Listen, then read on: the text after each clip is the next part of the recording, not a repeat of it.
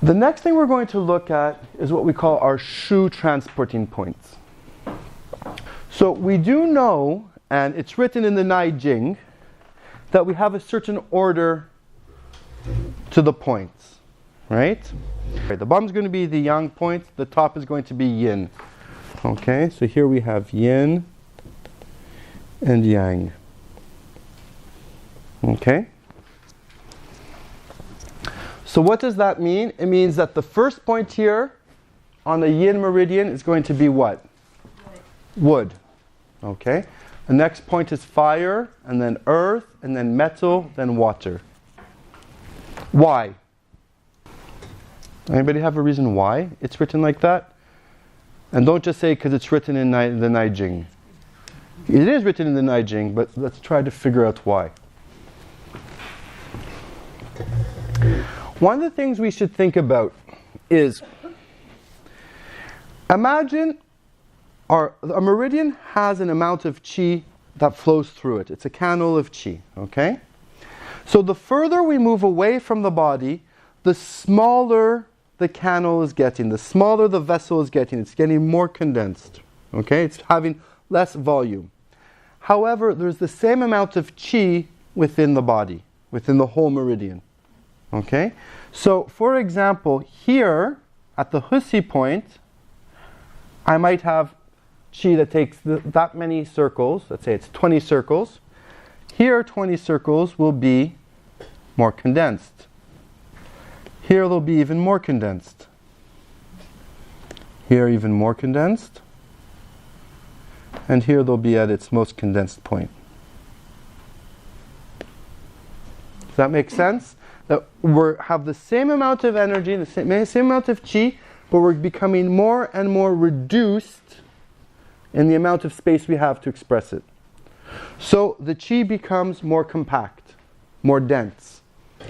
What happens to energy when we make it more dense? It becomes hot and it becomes more volatile.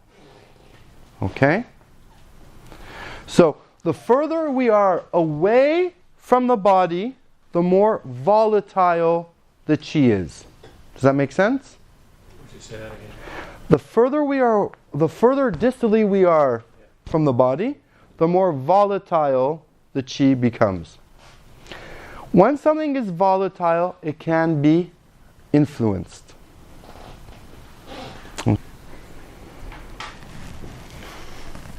So we're going to start by looking here at the yin line, right? So for example, all the points, all the first 5 points are from the elbow to the hand on the yin meridian. We have wood, fire, earth, metal, water, right? Okay? So why are they in this order? Well, this is a yin meridian, okay? What element is the most yin? Water. So what I want is I want to have the water element being already constructed at the end, because that's what I want to be going in. If you imagine the qi is coming into the body, okay? So if here it's at its most yang point, I want it to be its most yin influence as it gets closer to the body. Okay? At the same time, we know that in the hands and fingers, right, this is where it has to change polarity. So I need it to be quite volatile, quite close to being a yang point, okay, at the end for it to go from yin to yang. So I need to have the wood at the end, which is yang influencing yin, which is about to become fire, which is about to become extreme yang. So this is a good place for it to change over here. Okay? And I need it to be water or the most yin when it's closest to the body, because that's its function. It's a yin meridian. Does that make sense? So if I put wood and water here, okay, obviously I'm going to follow the same order. So wood, then fire, then earth, then metal, then water. Okay? The earth point, the Shu point on yin meridians, what is special about it? They're usually source. It is the yuan source point. Okay? So, what do yuan source points do? What is their function when we say a yuan source point? Yuan source point's function is to remind the meridian of its original function. Okay? So it's bringing it back to its source. It's bringing it back to its original function. You use the yuan points when that meridian is out of doing what it's supposed to do. It's a reminder to what its heavenly influence, because the yuan qi is also sometimes called source or heavenly qi. It's what its heavenly influence is telling it to do.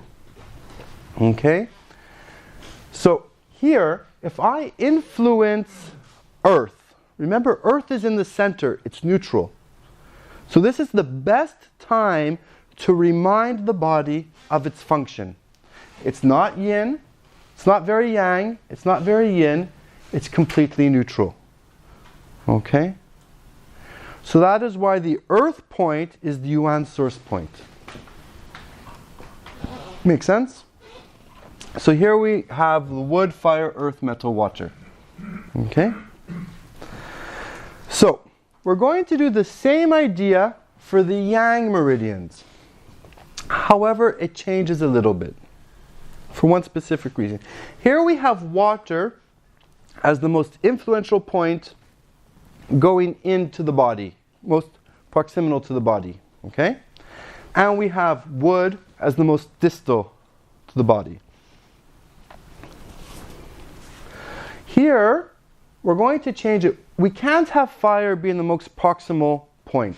What would happen if fire was the most proximal point to the body? If it was too yang, we would all burn. Okay? Yang needs to be above. Right? So we can't have fire being the last point. So we use earth just to temper down the fire a little bit. So earth is the last point. And fire is just before it. Okay?